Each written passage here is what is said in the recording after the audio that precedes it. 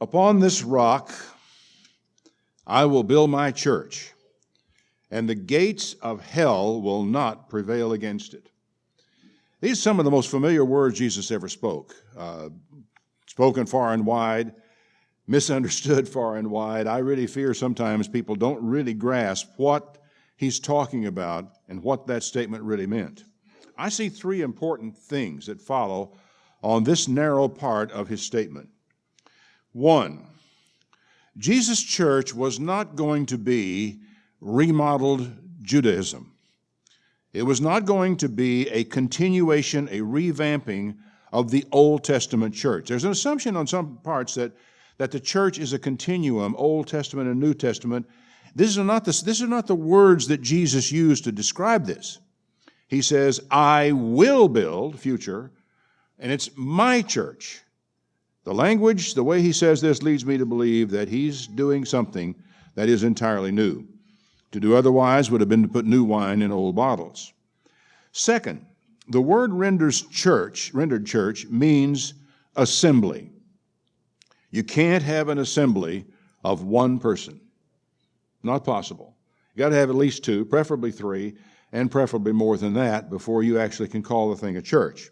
Third, if the church is to be built, sooner or later, someone is going to have to lay some bricks. That is unavoidable. And it's on this last point that I want us to reflect today. I think sometimes we look at the work of Jesus as being kind of like a form of magic. All we have to do is come to church, park our carcasses, sing hymns, listen to a sermon, have some cookie, coffee, sandwiches, or whatever afterward and go home, and that somehow the church will, almost like magic, grow because of the miraculous work that Jesus Christ will do to build his church. But there's something funny also about this statement. The expression about the gates of hell does not mean that a given church can't die. For example, the Corinthian church is no more. It didn't last 100 years after the time that Paul wrote his letter. The church at Philippi disappeared. The church at Troas disappeared. The church at Ephesus, Smyrna, and the Galatian churches all disappeared from the scene, probably all within the first 100 years after they got their letters. Now, do you think these churches died out because of a failure on Jesus' part? Of course not. That's an absurd thing to say. Well, who failed? Where did the failure come about that these churches ceased to exist? Oh, it's possible, of course, that something could come in and just overwhelm the church and kill them all off. But that's not really what happened. People migrate, people change, but the churches in those places did cease to exist. The church continued someplace else, but in different places. Now, we are here today in this room because of the work of a great cloud of people who went on before us. They did works, great and small, but all those works were, in fact, the work of Christ.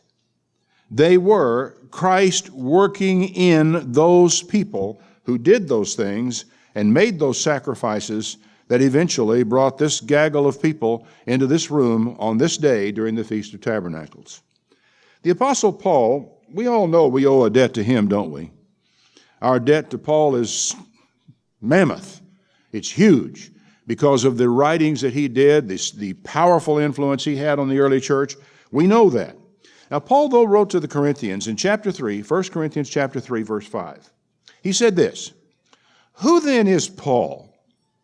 And who is Apollos, but servants by whom you believed, even as the Lord gave to every man?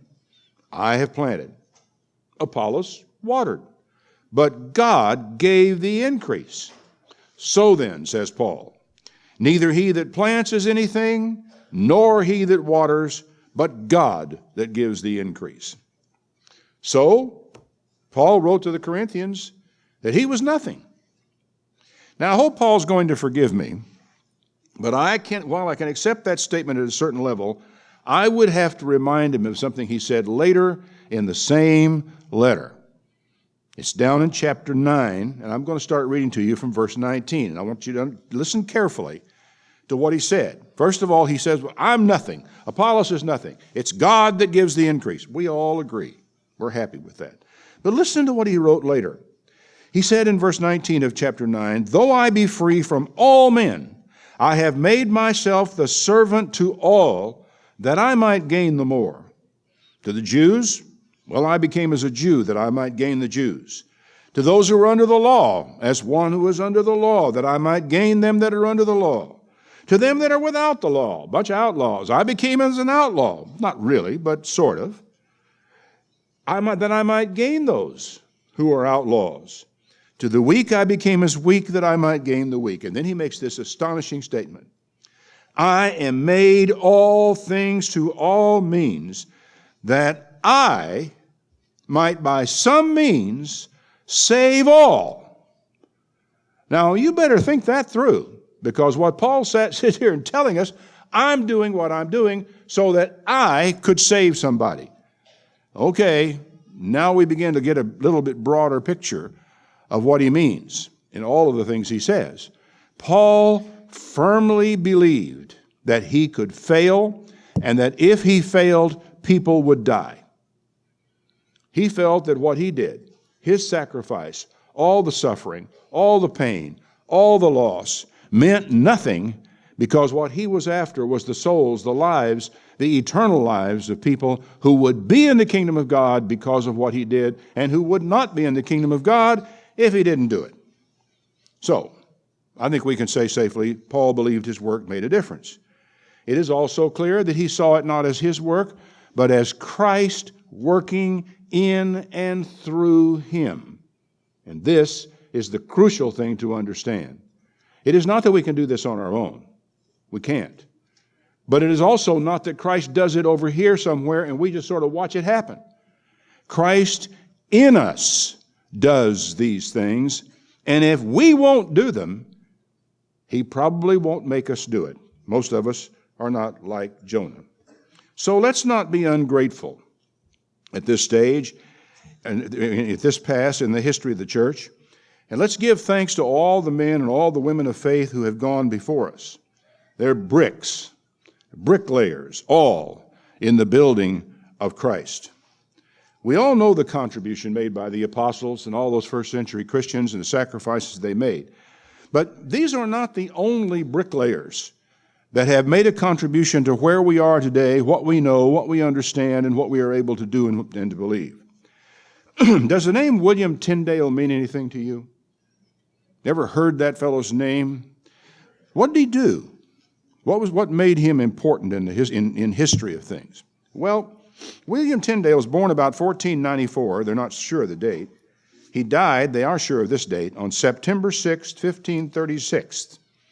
He was a 16th century Protestant reformer and a scholar who translated the Bible into the early modern English of his day. He brought it right into the vernacular. He wrote what I suppose would be the comparable to the Living Bible, except that really his was a translation, not just a paraphrase. Although a number of partial and complete Old English translations have been made from the 7th century onward, people started working in English in the 7th century, making translations of the Bible into the English of their day. Tyndale's was the first to take advantage of the new medium of print, which allowed for its wide distribution. In 1535, Tyndale was arrested, jailed in the castle of Vilvoorde, outside Brussels, Belgium, for more than a year.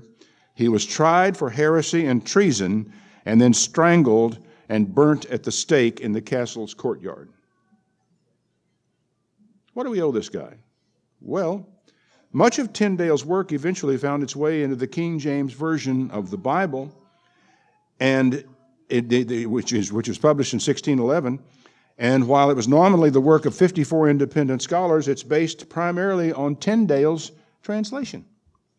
Just out of curiosity, how many of you people are holding right now a King James Version of the Bible? Do we owe this guy anything? It's plain to me we do. I mean, when I first started reading the Bible, it was the only King James was the only guy in town. There were no other Bibles available to me for the longest period of time. And then when somebody did the Revised Standard Version, I remember some preacher saying, well, having the Revised Standard Version is like having a snake in your house. But, you know, that's the thing. But what we have to understand is there was a period of time in which a number of dedicated men believed in the Bible, who gave their lives, actually day by day gave their lives, all their time, their study, their whole heart was in bringing into the language of the people that book as clearly, as accurately, and as honestly as they possibly could.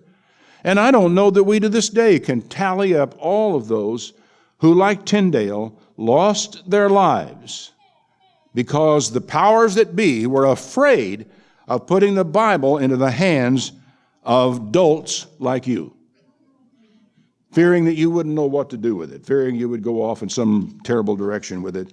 They meant well, I suppose, but, you know, what can I say? Could you think this Protestant scholar might be considered a bricklayer in the house of the Lord? He certainly made a contribution for us. Now, if we turn around, though, and start from the present day, and we begin to work our way backward over the path that led us to where we are here today, we're going to encounter a lot of names, some of them familiar, some of them not familiar at all.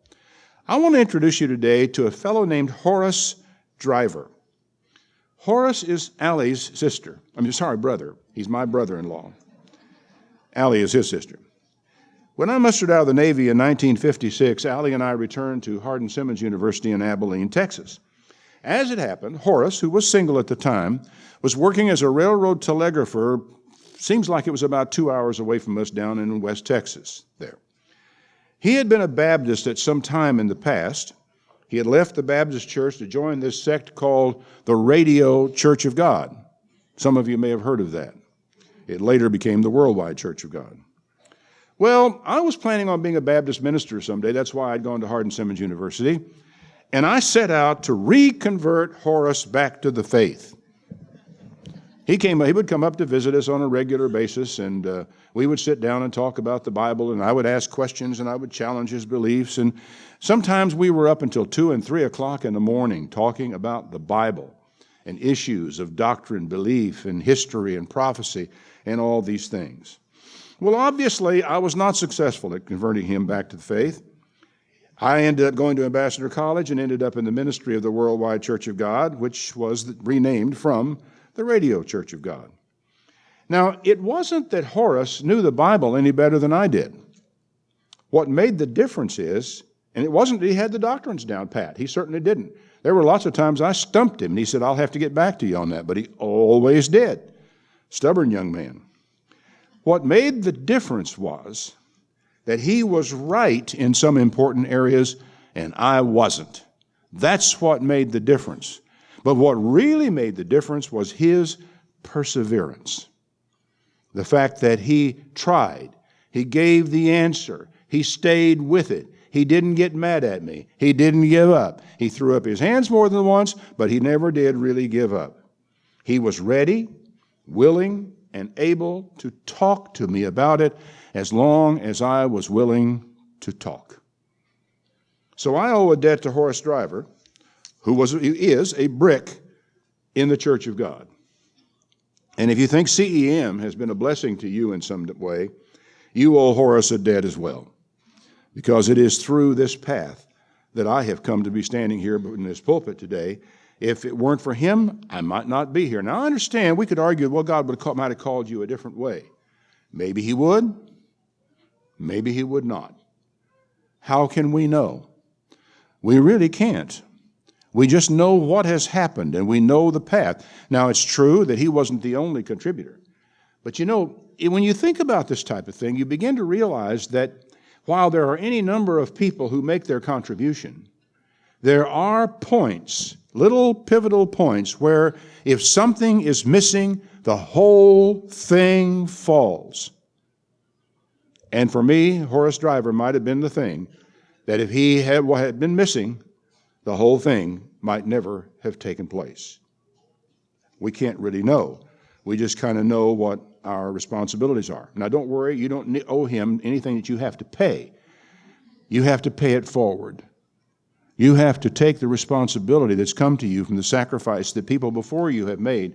Some are living, some are dead, and you have a responsibility to carry that forward. Horace is in a nursing home in Gladewater, Texas, suffering from Parkinson's disease now, kind of helpless, but he will be rewarded big time because he stayed faithful and he tried. Now, let me digress for just a moment to point out something else that comes from this particular lesson that might not be obvious. When someone tries to proselyte you, do you get annoyed? Is it kind of aggravating when you're sitting at a bus stop or you're sitting on a train or somewhere, and somebody said, "Hey, do you know the Lord, brother?" Well, I've had it happen to me on numerous occasions. Of course, I say, "Yes, I certainly do."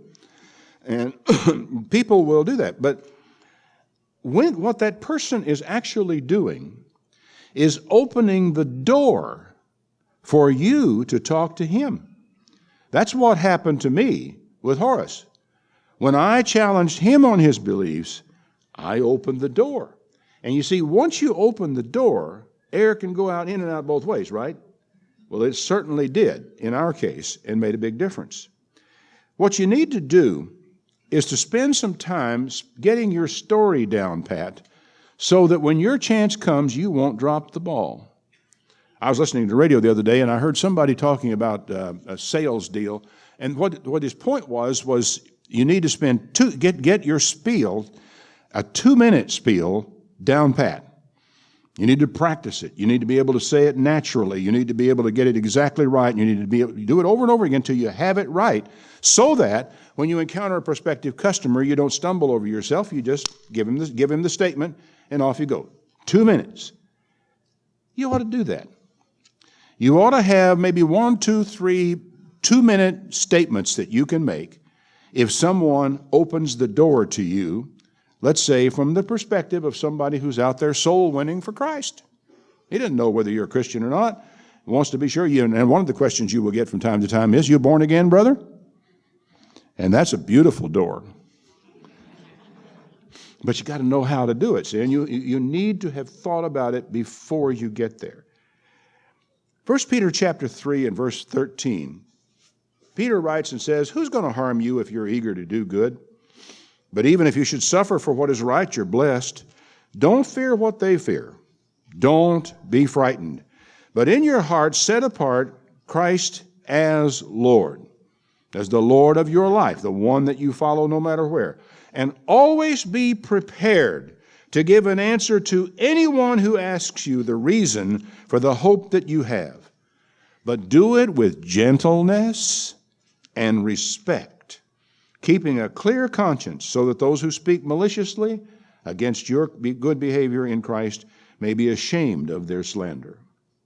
Now that's a real tall order. Let me tell you what the scripture is so you can read it again and again.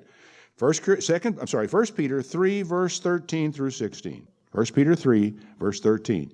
You need to remember that. Not only that you need to be ready to give the answer, but that you should always do it with gentleness and respect to people. And you may be amazed at what comes of that. Because if you're ready, God can send somebody right by you and cause him to open the door so that you don't even have to. Well, what do you say then when someone says, "Do you know the Lord, brother?" What do you say when someone says, "Are you born again?" Work on it. Know what you're going to say. It can turn you into a bricklayer. And if God happens to send this person to you deliberately, don't let him down. Don't let him down. Jesus Christ in you will build his church out of those bricks that you encounter along the way. Now, I know someone is thinking about how some of those bricks and bricklayers have been a disappointment to us in the past. Yeah, well, nobody's perfect, are they? Of course, some are more imperfect than others, it seems. That's true. And yet they were all bricks and bricklayers in the house of God. When we bought our first house in Tyler, I was interested to learn that the brick veneer on the house was called Old Chicago Used Brick. Wonder how many of you know what that is. I mean, it's a particular kind of brick, Old Chicago Used Brick. It came from a time I don't think necessarily altogether in Chicago, of tearing down old buildings. And because many of those old buildings were brick and the brick was painted, a lot of the bricks that came down would be white, some would be black, some would be red. They would have different colors and all in them. What happened was, as those walls came down, they'd hire people to go in there with hammers and little chisels, and they would knock all the masonry off those bricks one at a time and stack them so they could then be used again. They gave a house a remarkable character. They're very attractive, actually. It kept it from being just that funny blank brick wall look that so many houses have got. Some bricks were black, some were white, some were brick-colored, amazingly. But all of them had that rough, weathered look. The edges were not sharp. They had been used before. So when I look at that, they still made a very handsome house. I still prefer that brick and the look of that house to the one we're living in today. Now, the fact that some of our bricks were black doesn't mean they didn't fill their place in their time. We owe them a debt, and we should not trivialize that debt by chipping away at it. Let someone else do that if they feel they must. But for us, I think we should appreciate what has come to us from those old bricklayers. Months ago, I came across an article in the journal First Things that caused me to rethink something. As I said earlier, I think we expect Jesus to act magically in our lives. You know, you go to your bedroom, you're praying that God will get you a job, and you get up in the prayer, you expect maybe the phone will ring. Somebody will call and offer you a job, even though you didn't go looking for one. In fact, far more often, God acts in real time and in the person, a real person, rather than by some mumbo-jumbo or some kind of magic. The article postulated, and I thought it was fascinating, that sometimes a prayer is not answered because the Christian who was sent to answer it failed the call. Now, that's something every one of us, when we go to God in prayer, really should take a moment or two to talk to God about. Realizing that He uses us, that He sends us, that He calls us, that He has tasks to be done, and whenever He wants to send bread to a hungry person, how's He going to do it? Is He going to fly it in with a stork? Not likely. He's going to do it by someone who's a bricklayer in his house. Someone who is a worker, someone who has said, Lord, I will serve you. How can I help? And then He opens a door for you to help. Consider a man named Philip. Philip had a burgeoning evangelistic work going on up in Samaria. You may remember him. He's one of the original deacons that were ordained in the Jerusalem church. Well, this particular one turned out to be a very powerful preacher, and he went off up in Samaria, was baptizing people all over the place. Well, all of a sudden one day, an angel of the Lord spoke to Philip and said, get up, go down to the south to the road that goes from Jerusalem to Gaza, which is desert. It is to Philip's eternal credit that he did not ask what for. I don't think he had a clue. He said, go. Philip says, okay, I'll go. So he arose and went. And behold, a man of Ethiopia, a eunuch of great authority under Candace, the queen of the Ethiopians, had a charge of all her treasure, had come up to Jerusalem to worship. He believed in God. He was returning and sitting in his chariot reading Isaiah the prophet. And the Spirit said to Philip, go near, join yourself to that chariot. And this is interesting. This was the last thing Philip had to be told. He didn't have to tell him how to do it, what to do, or anything else. He got close to the man and heard him reading out of the prophet Isaiah. And Philip asked the eternal question, do you understand what you're reading? I gave this as a sermon once on personal evangelism, and a fellow wrote me later on. He said, the funniest thing happened. I was going into the bank the other day. I had to get to my safe deposit box. I wanted to get something out of it. And as they were taking me through the door into the safe deposit, there's a woman sitting there reading her Bible. And I stopped, and I turned to her because I just heard it in your sermon. And I said, do you understand what you're reading? And she looked at him and said, sometimes I do, sometimes I don't. And he sat down, and they must have talked for an hour and a half. He has no idea where that conversation went from there. Of course, the Ethiopian did get to baptize. Philip got to baptize the Ethiopian. But after that, He had to let go and had no knowledge of what came of it. But what's it worth to be able to sit down and talk about the Bible and the plan of God to a perfect stranger for an hour and a half, where God may have just put you where He wanted you for the purpose that He had at the time? The Ethiopian merely wanted to understand his Bible. God did not turn some set screws in the man's mind to make him understand the Bible, did He? He sent a real, live person to explain it to him. This is the way God works. And if you're sitting around thinking, well, I hope God will turn some screws in my mind and help me to understand that, you could easily, miss when someone comes along who could actually tell you the answer to what it is that you're asking and want to know. Now, in my case, I didn't even know I needed to understand the Bible better. But God sent Horace Driver to talk to me anyhow. Am I ever glad He did? And Horace actively engaged me in conversation. And that is what you and I are expected to do. Jesus said, I will build my church. But I am looking at the bricklayers, the carpenters, I'm looking at the masons, I'm looking at the glaziers, I'm looking at the roofers out here right now.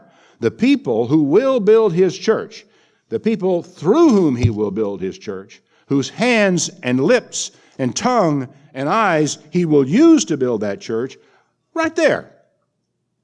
Sometimes I don't think we understand what's expected of us, that the job is as much ours as it is His. Now, what Horace Driver did is not terribly unlike what a young married couple named Aquila and Priscilla did for Apollos. You'll find that story in Acts the 18th chapter, verse 24. A certain Jew named Apollos, born at Alexandria, an eloquent man, really strong in the Scriptures, came to Ephesus. This man was instructed in the way of the Lord, being fervent in the Spirit, and spoke and taught diligently the things of the Lord, knowing only the baptism of John. I look back at that and I think, I knew a lot about the Bible before Horace ever showed up on the doorstep. I knew an awful lot about God. I'd given sermons. I preached from the Bible. I was a person who understood lots of stuff, but I really only understood the baptism of the Baptists. Well, Priscilla and Aquila, after he began to speak boldly in the synagogue, they took him unto them and expounded to him the way of God more perfectly. Just a couple of ordinary people. It's hard for us to imagine anybody who's named in the Bible as being ordinary, isn't it? But they were just as ordinary as you are. They explained it to him more perfectly, and when he was disposed to pass into Achaia, the brethren wrote, exhorting the disciples to receive him, and when he was come, he helped them much that had believed through. All of a sudden, that immediate transformation opened the man's mind to all kinds of things. He mightily convinced the Jews, and that publicly, showing by the Scriptures Jesus was the Christ. Now, the article I spoke of earlier opened a whole new line of thought for me.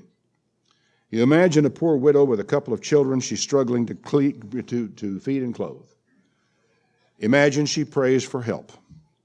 In what form is that help most likely to come?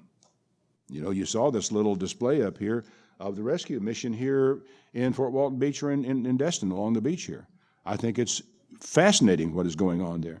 And the truth is that these people who are down, who are out, who are in trouble, are looking for help and may pray to God for help, but the help is going to come with, wearing size 12 shoes. It's going to be people who come down there and do that type of thing.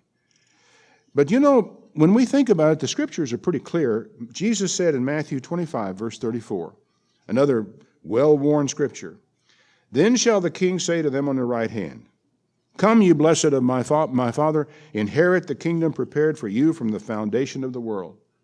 For I was hungry, and you gave me meat. I was thirsty, and you gave me drink. I was a stranger, and you took me in. Naked, and you clothed me. I was sick, and you visited me. I was in prison, and you came to me." And the righteous will say, "What? When did we do that? We didn't see you naked. We didn't see that way." And Jesus comes back and says, "Look, Inasmuch as you have done it to the least of these my brethren, you have done it to me. And whenever you see the pictures of people like this, who are, in trouble and needing of help, if you can understand the fact that Christ says that he is with them, and in that place, if you can just understand that Christ, when he gets ready to send food, clothing, or whatever he needs to send, is not going to do it himself. Well, he is going to do it himself, but he's going to do it in you, not by some magical miracle somewhere, sometimes. I think sometimes we fail because we don't think big enough. I think sometimes we fail because we don't think small enough. Because it is in the service to the least of Christ's brethren that we serve him best. There is no labor too small for Christ. And you just don't know. You have no way of knowing what small thing you do here, what a huge difference it will make down the road. I don't think Horace Driver had a clue the end result of all those hours we spent in Bible study until the wee small hours of the morning. He did it because he loved it, because he enjoyed it. He was having a good time, so was I. But neither he nor I knew where it would go. You just have to understand sometimes that the right work at the right time can have huge impact further on down the road. There is no labor too small for Christ. Paul wrote to the Corinthians in 1 Corinthians chapter 3. He said, "Brethren, I could not address you as spiritual, but as worldly, mere infants in Christ. I gave you milk, not solid food, for you were not yet ready for it." In fact, he said, you're still not ready for it. You are still worldly, for since there is jealousy and quarreling among you, aren't you worldly? Aren't you acting like mere men? Jealousy, quarreling? Well, we don't have that. For when one says, I follow Paul, another, I follow Apollos, aren't you men, following men? He said, what is Apollos? What is Paul? Only servants by whom you came to believe, as the Lord has assigned to each his task. I have planted the seed, Apollos watered the seed, and God made it grow. So then, neither is he that plants anything, nor he that waters anything. It's God who makes things grow. But then he makes it clear enough, doesn't he, elsewhere? If it is your job to plant, you better plant. If it is your job to water, you better water. And in an awful lot of ways, I find Christian Educational Ministry's job to water. And we are watering broad areas of seed and maybe even doing a little fertilization along the way because it has to be done. But we can't make it happen. We have our job. You've got your job.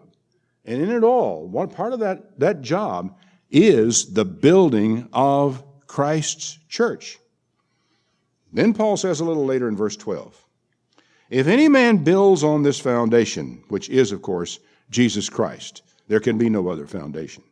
If any man builds on this foundation using gold, silver, costly stones, or wood, hay, or stubble, his work will be shown for what it is, because the day will bring it to light. It will be revealed with fire, and the fire will test the quality of every man's work. Now, apart from, let's say, scaring everybody by saying the fire is going to test your work, let's just stop a little short of that and realize that what he is saying here is there is a distinct difference in the quality of our work depending on how we do it. And we're going to suffer loss if we do slipshod work for Jesus Christ. He expects our best. He's gotten it from an awful lot of people in the past, people who were, I have no idea how many people died trying to bring the Bible to us down through the generations. I don't know what they believed. I don't know all the ramifications of their doctrinal structure. But I will tell you this, God will not forget any of their work. They believed so much in his book, they gave their lives to see to it that it was preserved and passed down through the generations. Now I have to take Paul's meaning in this section. Jesus said, I will build my church. but ours are the hands that he builds with. And the quality and the energy of our work matters. We are Christ at work. We must understand that. A couple of days ago, we sang a lovely hymn. It's number 89 in your hymnal, "The King of Love, My Shepherd Is." As I was listening to us all sing and singing along with you, I was touched deeply by the third stanza of that hymn. "Perverse and foolish, oft I strayed, but yet in love he sought me, and on his shoulder gently laid, and home rejoicing brought me." Beautiful verse. But there's a strange thing about this. The first time it happened to me, that shoulder felt and smelled a lot like my dad. My dad sang to me when I was a kid. He taught me to sing, and we sang religious songs most all the time of one kind or another. And I came initially to know God and developed my first beginnings of theology from music at the feet of my dad. Another time, the shoulder was soft, smelled of perfume. I think it was my grandma's perfume. She had the softest lap I ever sat on. Marvelous old lady, wonderful person. There were other times the shoulder that carried me was hard, the hands were rough, and it just depends as time goes by how many people pick you up and carry you just a little distance and sometimes hand you off to somebody else, but there is somebody there. And that somebody who is there because Christ moved them to be there for you. You're not going to actually be laid on Jesus' own personal shoulder in this life, but you can be in someone's shoulder whom he is using to reach out and touch you. The way that Jesus chose to place his hand on me was in the person of another man. You should realize it, but for somebody, somewhere, sometime, you may have been that shoulder. You never know. Sometimes you are the miracle.